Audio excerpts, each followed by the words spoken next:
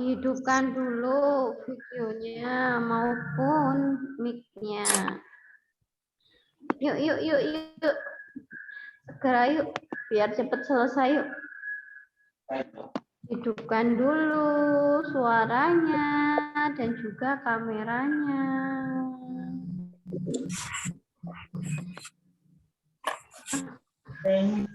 Sampai Ada 36 siswa.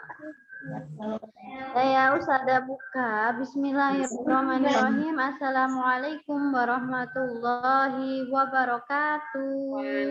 Waalaikumsalam warahmatullahi wabarakatuh. Ya, alhamdulillahirrahmanirrahim. Pada kesempatan kali ini kita bertemu kembali untuk mempelajari muatan pelajaran IPA dan IPS pada subtema 2, tema 2 ya. Oke, langsung saja. Seperti biasa, sebelum memulai pelajaran, Ustazah akan mereview dulu pembelajaran yang telah lalu. Pada kesempatan kemarin, kita sudah belajar mengenai organ pernafasan hewan dan juga hewan dan juga manusia. Kata dewasa bernafas menggunakan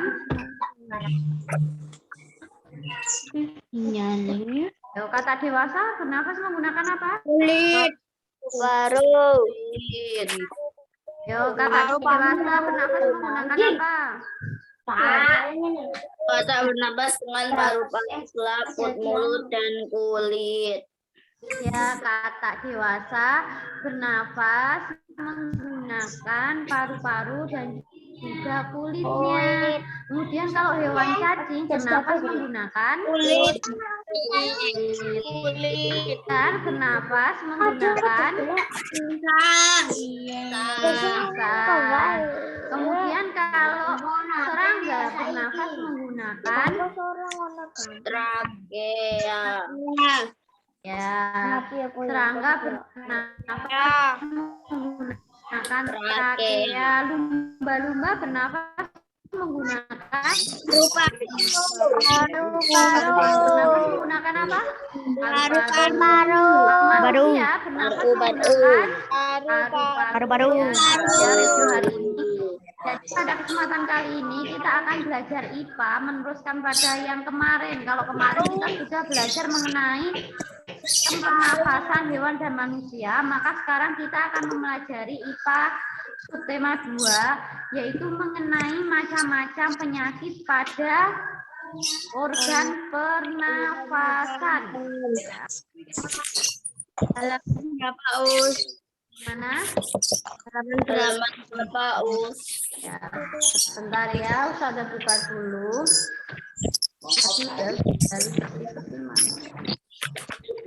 Ada yang ketemu belum? Halaman berapa ya?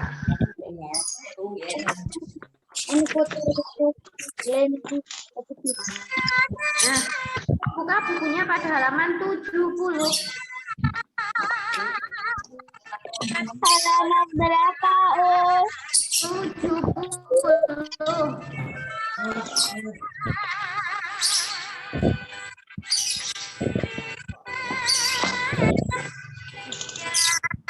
Jadi buka bukunya pada halaman 70.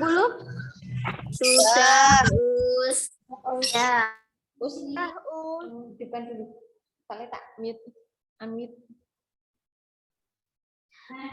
Nah, di sini kita akan mempelajari macam-macam penyakit pada pernafasan.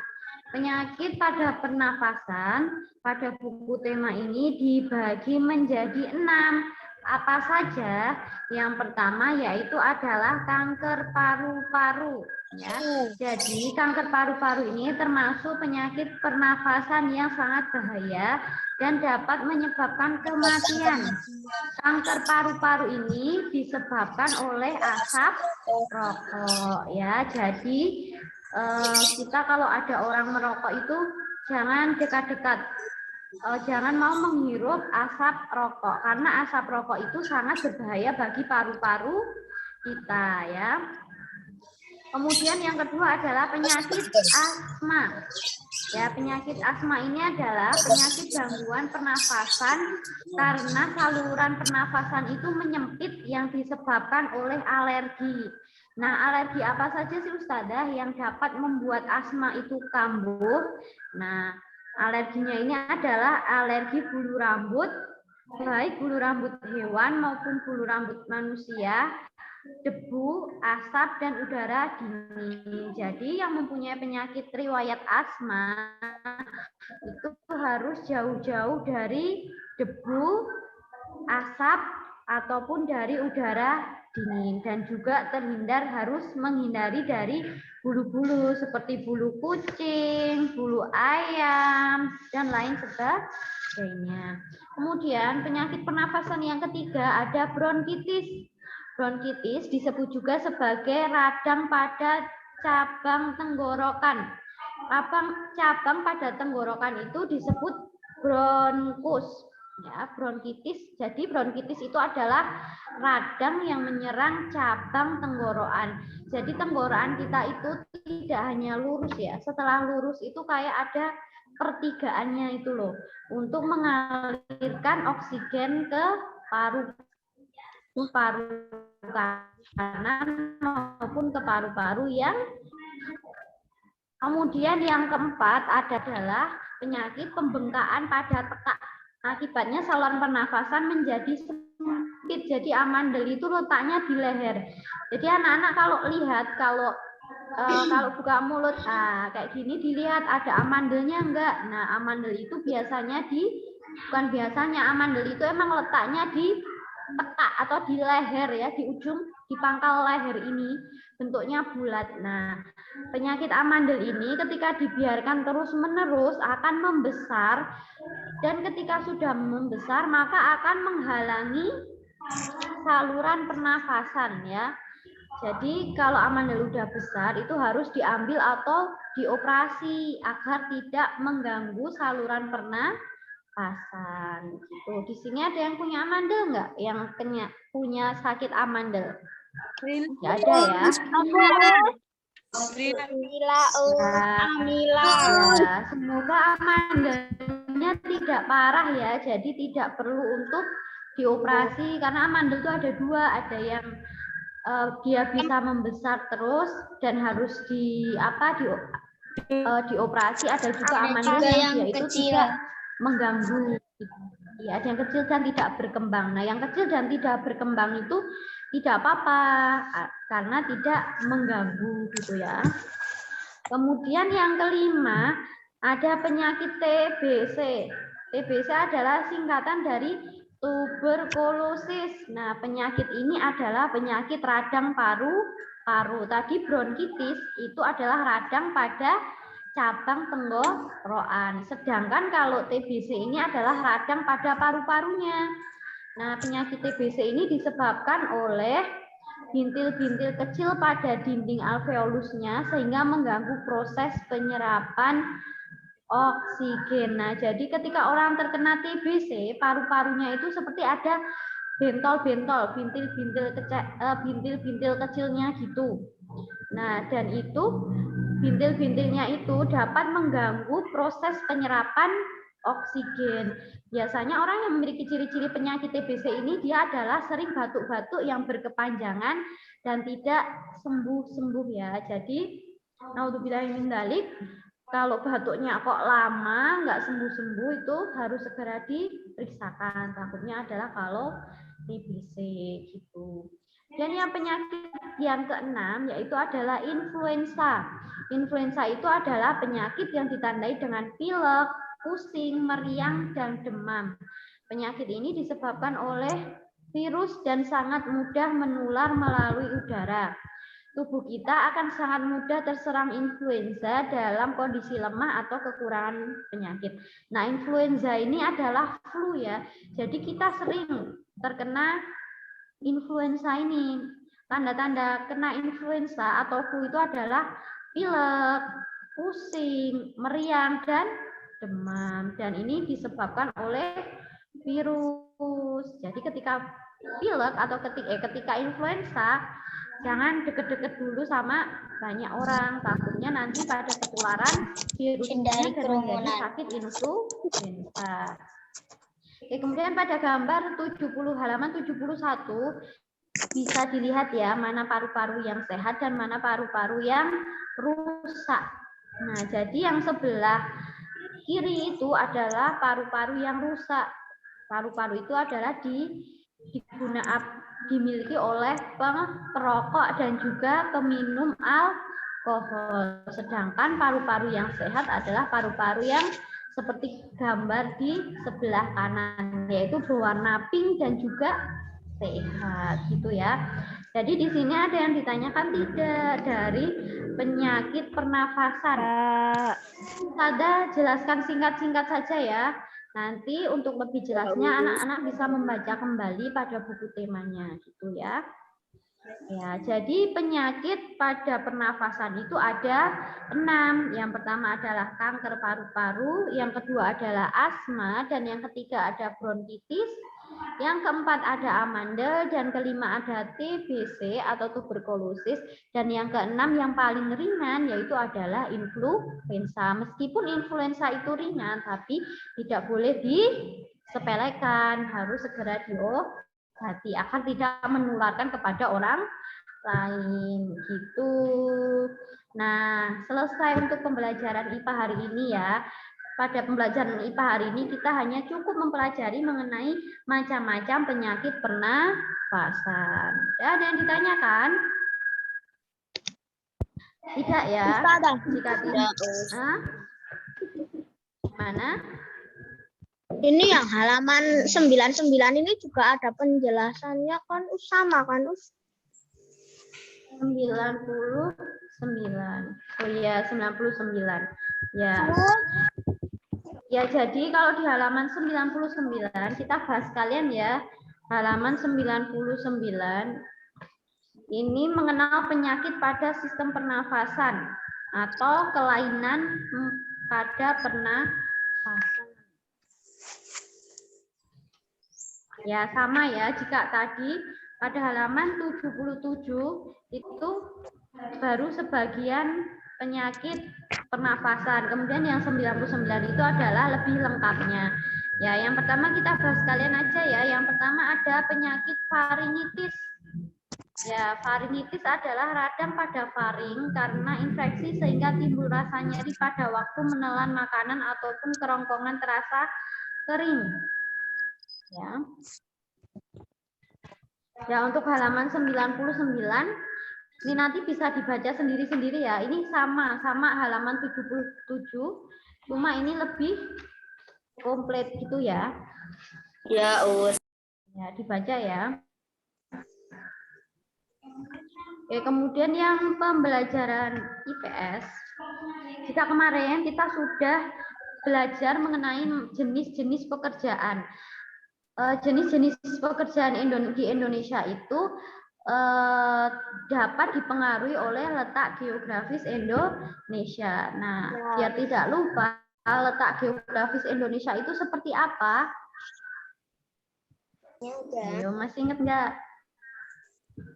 Di antara geografis samudra. Ya, diapit oleh 2 samudra yang besar, yaitu Samudra Hindia dan Samudra Pasifik. Samudra apa? Hindia dan Samudra apa? Pasifik. Ya, kemudian selain itu Indonesia juga diapit oleh 2 benua. Ya, benua apa? Benua Asia dan Australia dan benua Asia. Nah, karena letak geografis itu, maka Indonesia itu mempunyai perairan atau laut yang sangat luas. Maka gara-gara mengaruh geografis tersebut, maka sebagian besar negara Indonesia itu bekerja sebagai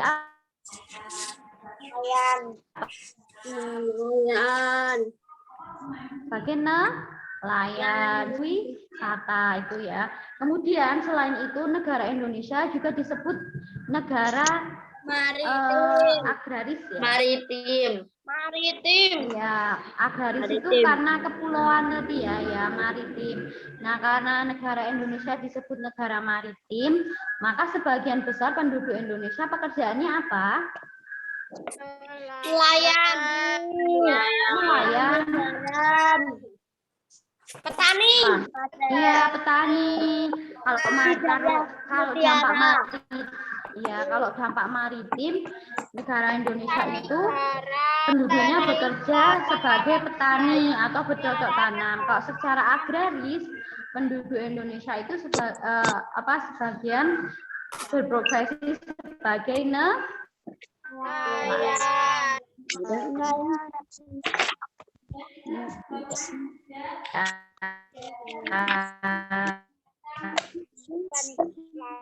budidaya mutiara, pedagang, pemandu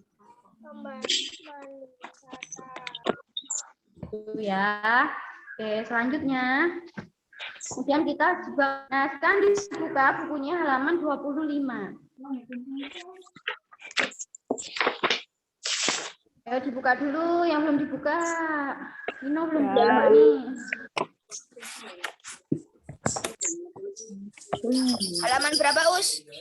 25. 5. Sudah, Us. Ya. Halaman 25. Di situ terdapat jenis usaha dan kegiatan ekonomi.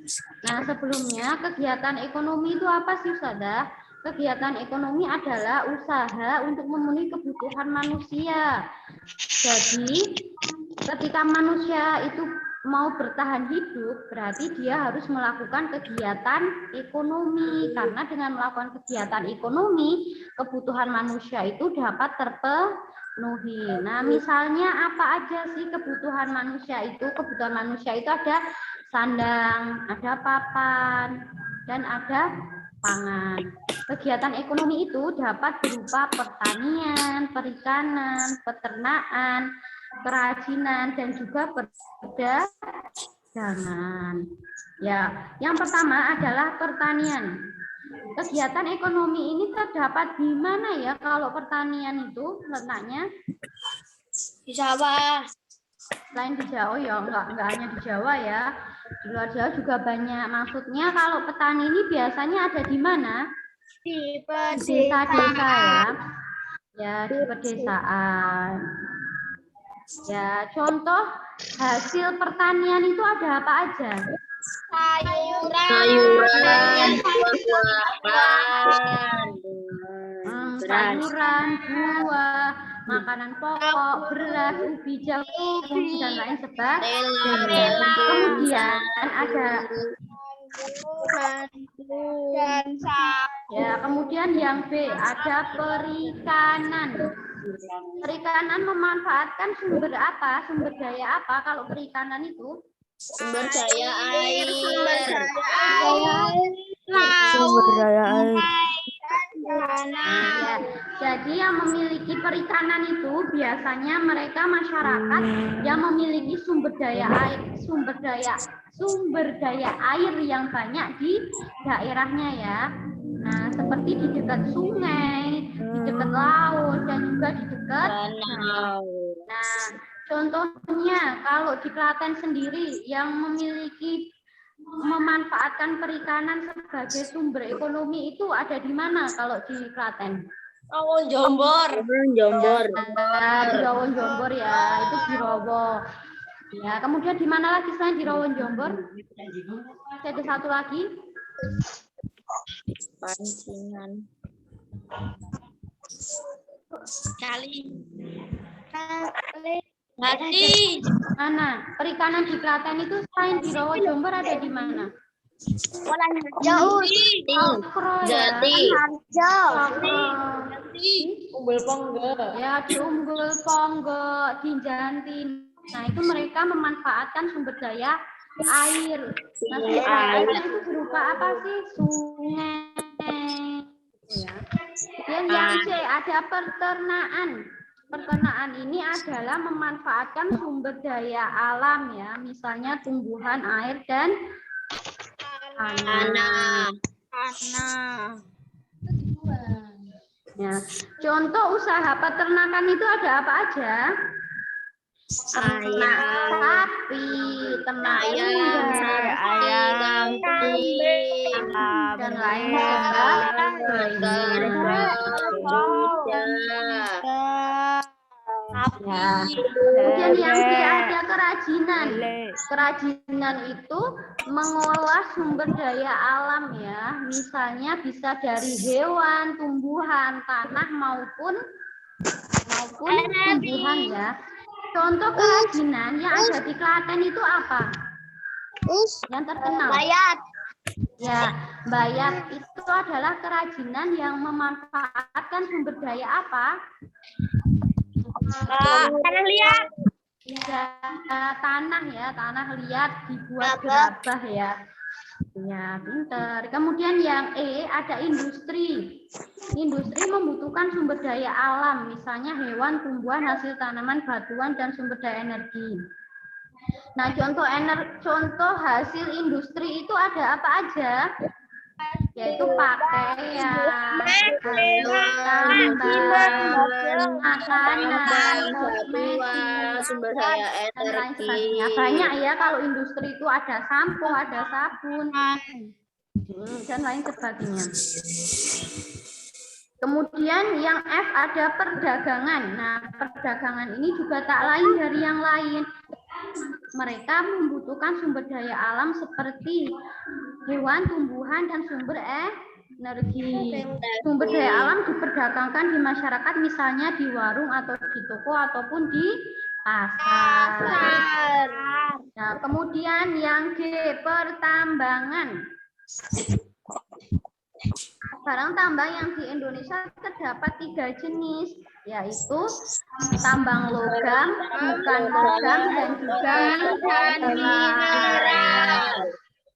Contoh hasil tambang itu ada apa aja? Ada emas, ada perak, ada timah,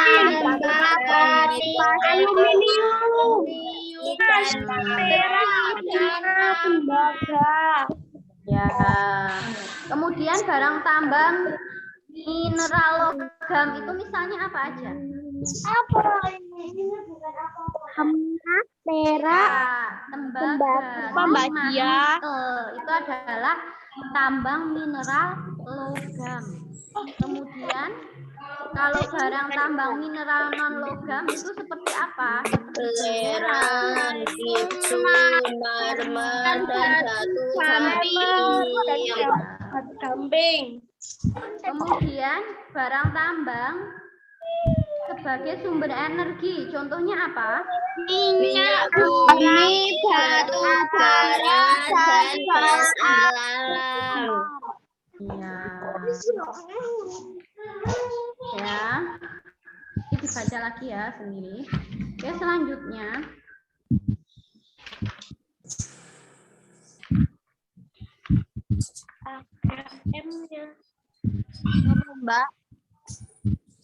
Mbak.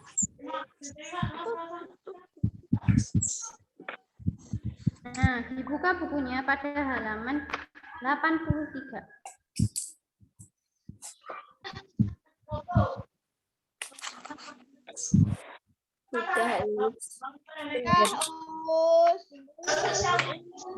Sudah ketemu? Ya. Sekarang kita akan belajar jenis usaha ekonomi yang dikelola sendiri. Ya, kita Jadi jenis usaha ekonomi itu dibagi menjadi 2. Yang pertama yaitu jenis usaha ekonomi yang dikelola sendiri, dan yang satunya adalah jenis usaha ekonomi yang dikelola oleh kelompok ya. Kemudian jenis usaha ekonomi yang dikelola sendiri itu bagaimana sih Ustazah? Yaitu jenis usaha yang dikelola sendiri ya, dikelola oleh dirinya sendiri. Jadi enggak joinan, bukan kelompok sendiri ya. Nah, usaha ekonomi dikelola sendiri ini dibuat oleh usaha perorangan dan memiliki modal yang terbatas, dan biasanya usaha ini bentuknya masih sederhana. Kemudian apa aja sih jenis-jenis usaha ekonomi yang dikelola sendiri? Yang pertama yaitu adalah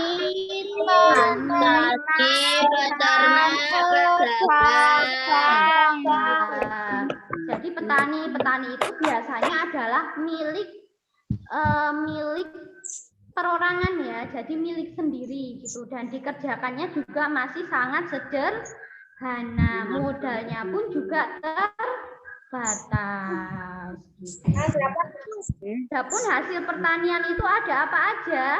Ada jagung, padi, singkong, sayur, buah dan lain sebagainya. Oke. Kemudian bagian usaha yang dikelola sendiri selain petani itu ada apa lagi? Ada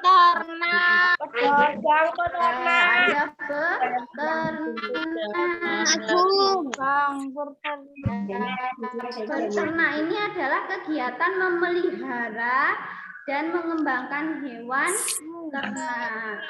Kemudian di peternakan itu juga dibagi menjadi 3, yaitu hewan ternak besar, hewan ternak kecil, dan juga unggas. Contoh peternakan hewan besar itu adalah sapi, kerbau, kuda, apalagi ya? Kambing, selain sapi, kambing, ikan, hewan ternak kecil, kambing itu enggak besar ya. ayam. Kemudian kelompok ternak kecil itu ada apa aja? Ada kambing, ada kelinci, kemudian unggas itu ada apa aja yang diternak? Ayam, puyuh. Nah, hewan ternak ini dibudidayakan bisa diambil hasilnya berupa daging, bisa juga kulitnya, telurnya, maupun susunya.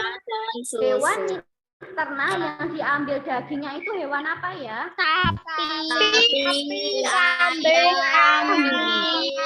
Ayam ya. Kalau diambil kulitnya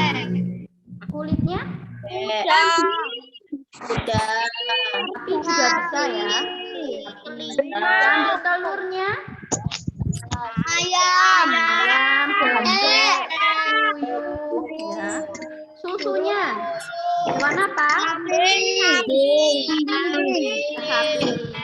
Ya, pintar semua, barakallah. Kemudian yang ketiga, jenis usaha milik perorangan yang ketiga yaitu adalah pedagangan. Ya, perdagangan ya. Pedagang adalah orang yang pekerjaannya melakukan jual beli barang. Biasanya jual beli barang ini ada di pasar, di toko maupun di warung. Pedagang pun dibagi menjadi banyak ya. Ada yang disebut dengan pedagang asongan atau kaki lima kayak gitu. Ya, itu tadi adalah perdagangan. Oke, sampai sini dari usaha ekonomi milik sendiri ada yang ditanyakan, dikelola sendiri ada yang ditanyakan?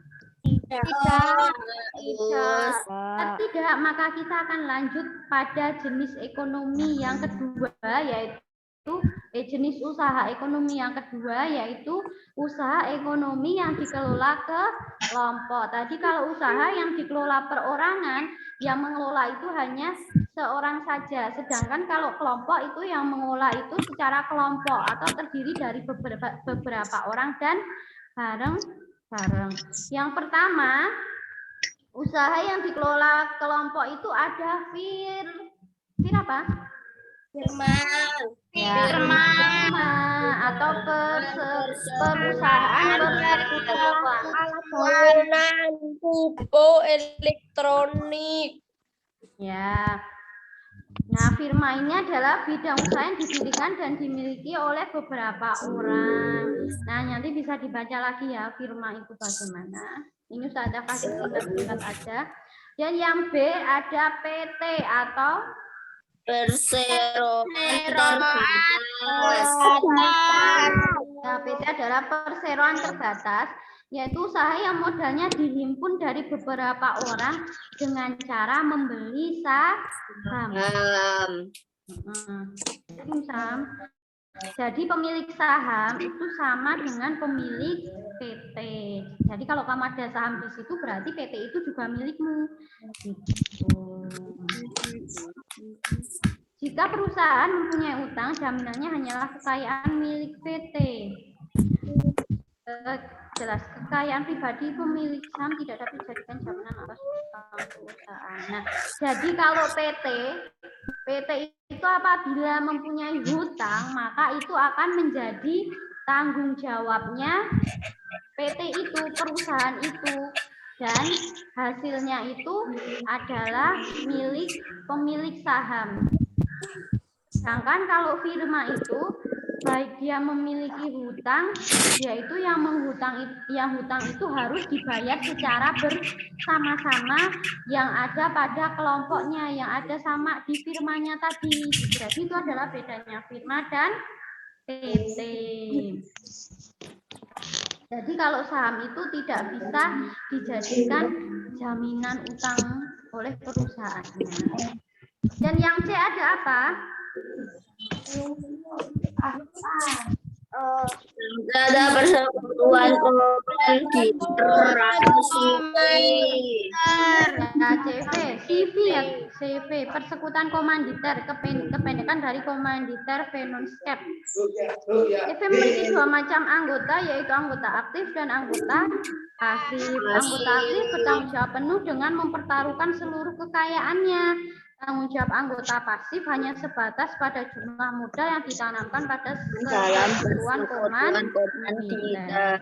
Jadi kalau CV itu anggotanya dibagi menjadi dua, yaitu menjadi anggota aktif, yaitu anggota aktif dan anggota pasif. Jika anggota pasif itu bertanggung jawab penuh mempertaruhkan kekayaannya, sedangkan kalau yang anggota pasif, yaitu tanggung jawabnya itu hanya sebatas jumlah modal yang ditanamkan pada CV-nya tadi. Komanditer. Oke, yang D ada apa? Koperasi. Ya, koperasi. Bapak Koperasi Indonesia siapa ya? Muhammad Hatta. Ya, Muhammad Hatta. Koperasi adalah badan usaha yang penting bagi perekonomian bangsa. Koperasi didirikan oleh dan untuk masyarakat. Jadi koperasi ini adalah badan usaha milik bersama yang mana dari masyarakat dan untuk masyarakat. Ekonomi disusun atas usaha bersama berdasarkan pada asas kekeluargaan ya, yang sesuai dengan UUD 1945 pasal 33 ayat 1. Koperasi itu mengandung arti kerja sama. Dan koperasi itu adalah badan usaha yang beranggotakan pada hukum koperasi dengan melandaskan kegiatannya berdasarkan prinsip koperasi dan juga atas kekeluargaan. Jadi koperasi itu didirikan atas dasar kekeluargaan, semuanya diuntung bareng diatasi bersama. Itu sudah selesai ya. Jadi tadi badan usaha ekonomi yang dikelola sendiri ada berapa macam? 3. Jika yang dikelola oleh kelompok ada beberapa macam? 4. Apa saja? Firma, perseroan terbatas atau TPT, persekutuan TV, koperasi, Persekutuan komanditer koperasi. Ya, itu saya mau nambah satu lagi yang IPS, yaitu mengenai kegiatan ekonomi. Nah, karena kita itu tidak bisa hidup tanpa adanya kegiatan ekonomi tadi apa? Kegiatan untuk memenuhi kebutuhan Hari-hari. Kegiatan ekonomi itu meliputi kegiatan produksi, distribusi, dan juga konsumsi. Produksi itu apa sih? Ada yang tahu belum? Produksi itu apa? Produksi apa? Produksi yaitu usaha atau kegiatan untuk menghasilkan barang atau jasa. Contoh bidang produksi itu adalah petani ya. Petani itu adalah produksi. Dia menghasilkan barang apa? Barang hasil. bisa berupa beras, bisa berupa sayuran, bisa berupa buah. Makanan.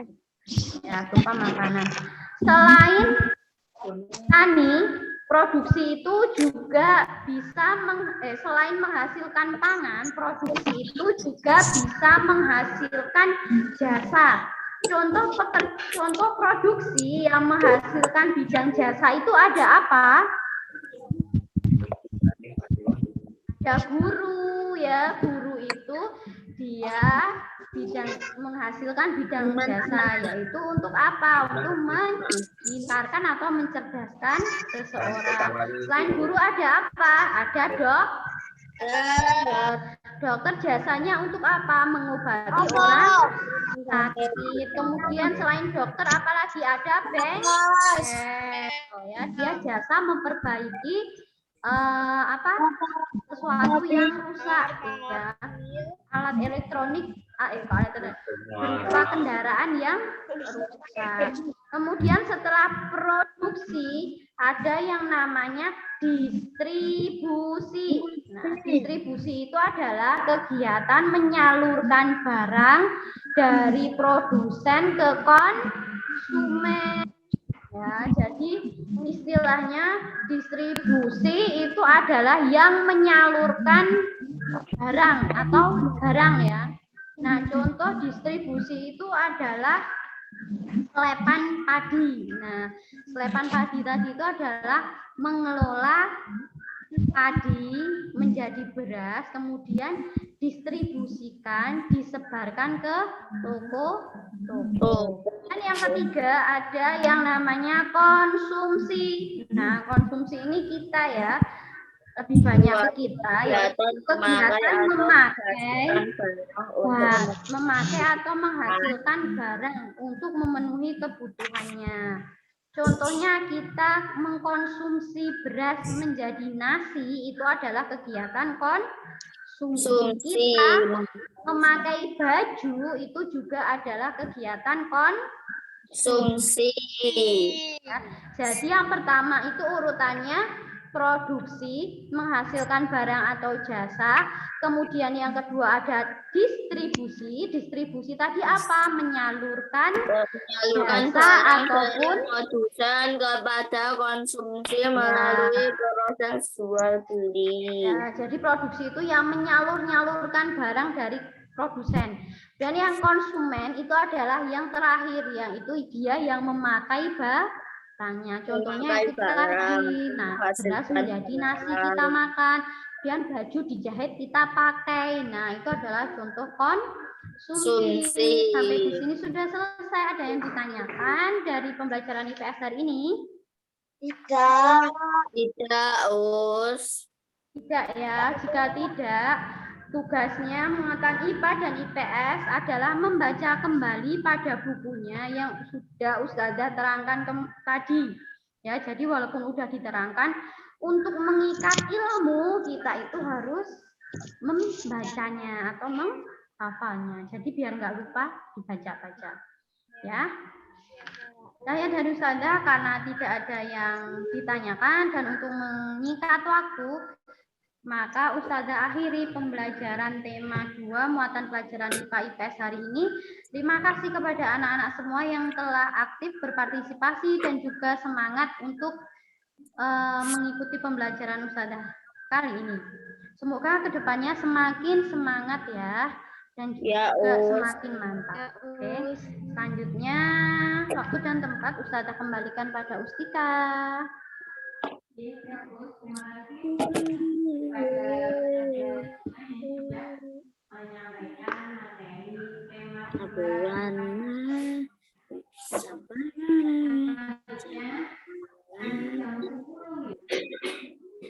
Gak denger, Us. Saya nggak kedengeran. Baik. Us. Baik, terima kasih kepada Ustazah Dita yang sudah menyampaikan materi tema 2 IPA dan IPS hari ini. Selanjutnya nanti akan dilanjutkan untuk AKM literasi jam 10 tepat ya. Berarti masih ada waktu 3 menit untuk istirahat ya. Jam berapa, Us? Nanti aku mau pergi.